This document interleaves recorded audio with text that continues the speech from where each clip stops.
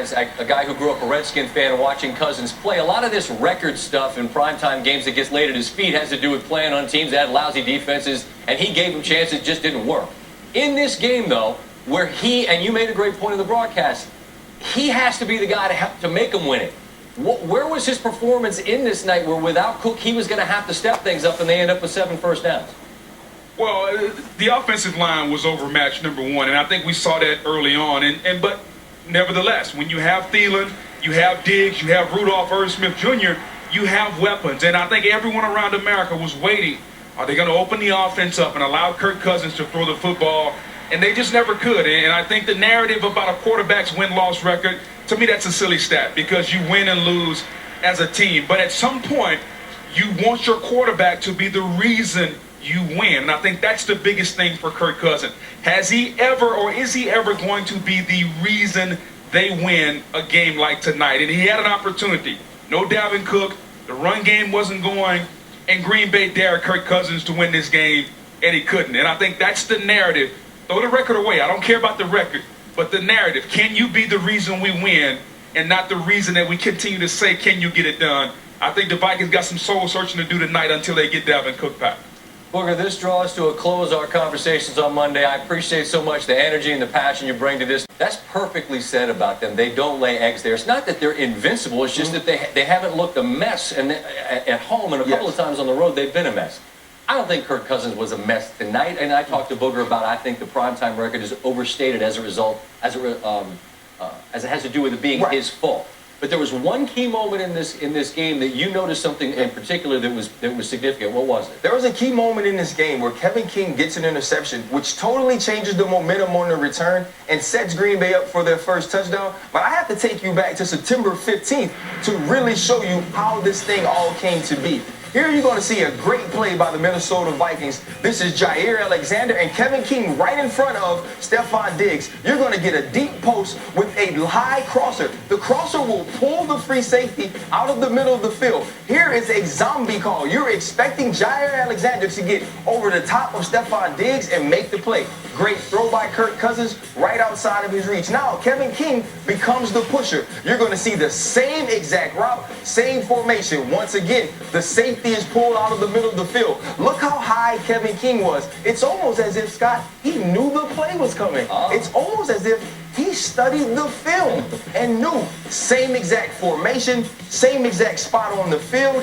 This could be the play that we're getting. They communicate it, they make the adjustment, you get the pick, you win the game.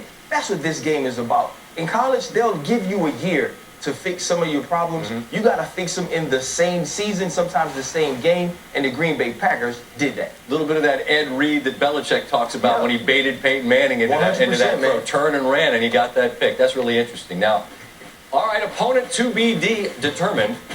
Take a look at the entire NFC playoff picture. 5 teams have clinched. We need Week 17 to sort out the NFC East champ. Niners in control of their fate, 1 seed or not. Win in Seattle and the conference runs through. The Bay Area will be breaking that down in a bit when we talk more with Ryan. What if I told you Aaron Rodgers went to Minnesota, didn't throw a touchdown pass, but they won going away? Well, they ran it and played defense. That's a recipe that works this time of year, and the defense was stout.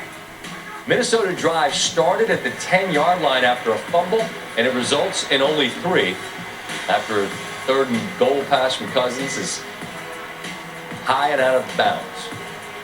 Now a drive that starts again in plus territory at the 48. That's a 4th and 4 pass for Adam Thielen.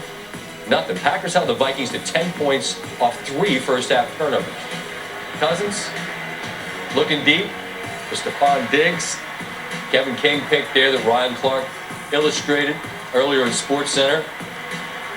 Cashed in by Aaron Jones on a 12-yard touchdown run. Zadarius Smith, one of the key free agent signings of this entire offseason, and from the very beginning of the year when they played the Bears on a Thursday night to open this 100th season of the NFL, you saw that Zadarius and Preston Smith both were going to put their fingerprints on this team and on quarterbacks for the opposition. They did. Smith, 3.5 sacks. Coach Zimmer on the wrong end of this one.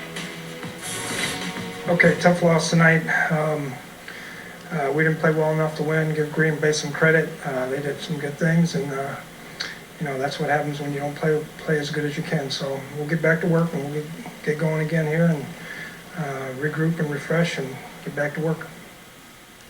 They are a playoff team. That's the silver lining here, and they figured to get Dalvin Cook back. As Tess and Booger were talking about, I mean, it is the number's the number, and his record on Monday Night Football, 0-9, which means he's now passed Jim Everett for the longest losing streak by any quarterback in Monday Night Football history.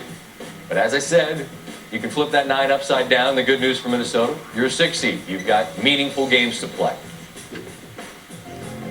With 16 weeks down and 1 week to go, there is still a lot to unpack regarding the NFC playoff picture. We know the teams, but we don't know much about where they'll be seated. So I'm going to try to help you out and sort it out. Let's start with the 1 seed. 4 teams are still alive for the top spot, and the team with the clearest path to home field throughout the NFC playoffs is the San Francisco 49ers. If they win at Seattle, they're the 1 seed. If you smell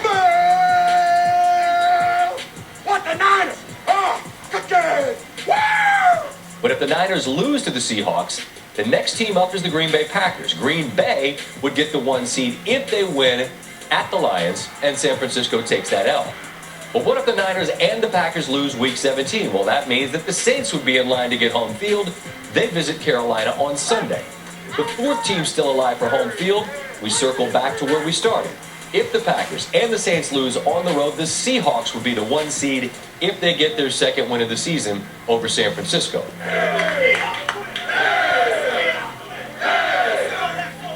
Similar tiebreakers would sort out the other bye, and then the 3 seed would be the division winner who loses out on that bye.